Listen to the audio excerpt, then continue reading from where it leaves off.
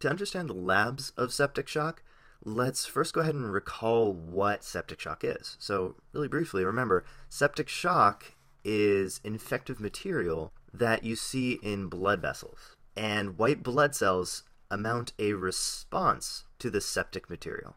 And in mounting a response, they release all these different immune molecules that can cause damage to blood vessels and increase blood vessel diameter and the permeability of blood vessels, and so on and so forth.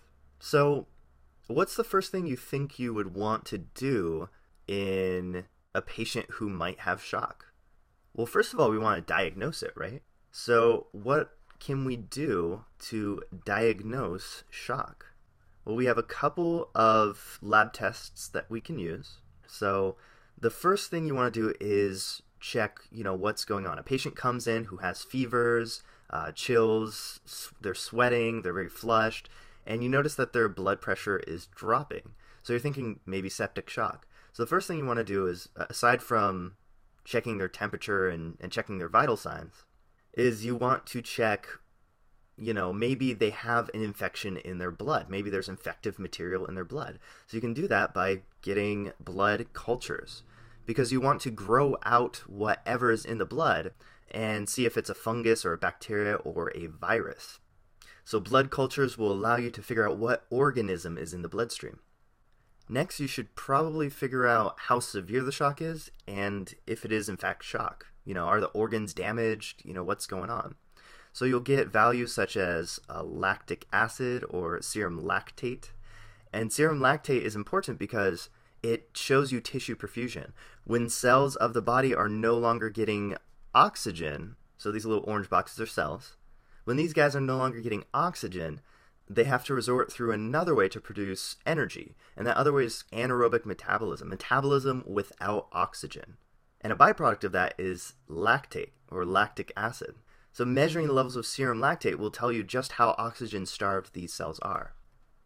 Next, you could also get an ABG, or an arterial blood gas.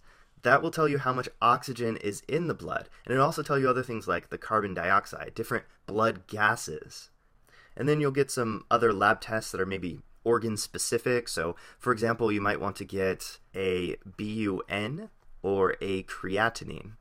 And these are specific tests for the kidney. So I'm only going to write down these tests for the kidney, but you might want to get other tests for other organs as well. Now, the lab values for the kidney are especially important because if the kidneys are deprived from oxygen for just a little while, they can actually be damaged. So they're more readily injured by lack of oxygen. So these are good labs to get. Now, once all these labs are in the work, the next logical step is to immediately treat this patient. And treatment is associated with mortality. The sooner the patient is treated, the more likely it is that they will survive. So they'll have decreased mortality if they're treated more quickly.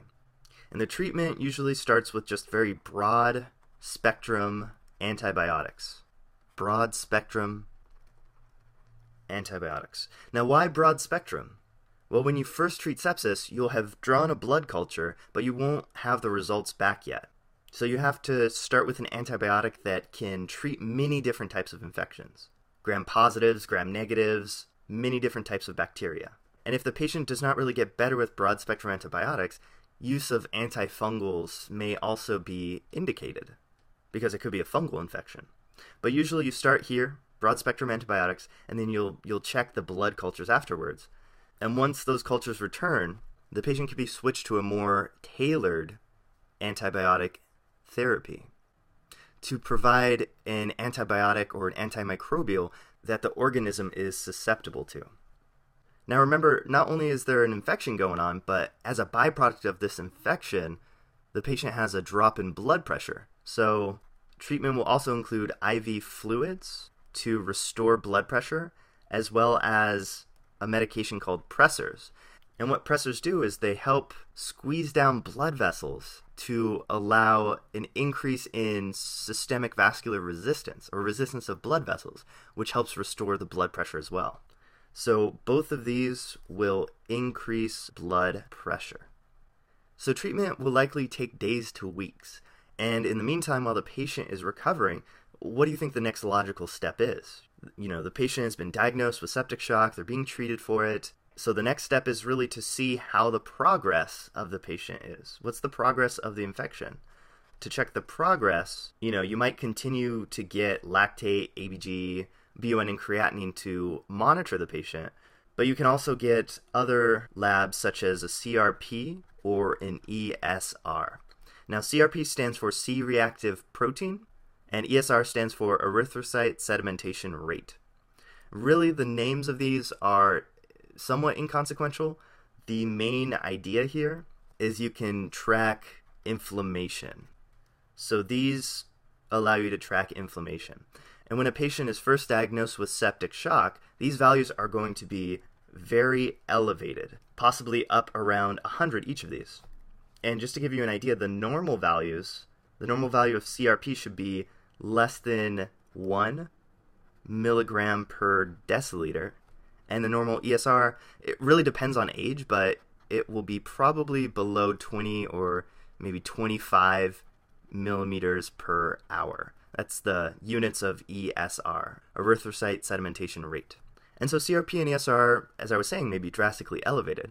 So resolution of septic shock will show these values starting to go back down to normal. So searching for a down trend of these elevated lab values. So really that's it with septic shock. And it all makes sense based off of what's going on. Infective material in the bloodstream. Let me make a couple final points. You'll always want to start with blood cultures before you do antibiotic therapy. This is very important so that the organism in the patient's bloodstream can be discovered. If broad-spectrum antibiotics are started before blood cultures are obtained, there will be antibiotics in the blood. So when a lab technician goes to culture it, those antibiotics might interfere with the growth of the blood cultures. So always blood cultures first and then antibiotics. But also another great thing to know is these should not be delayed, because remember, delay in treatment can lead to increased mortality. And last of all, in many hospitals you might hear the term 2 large bore IV lines for IV fluid treatment.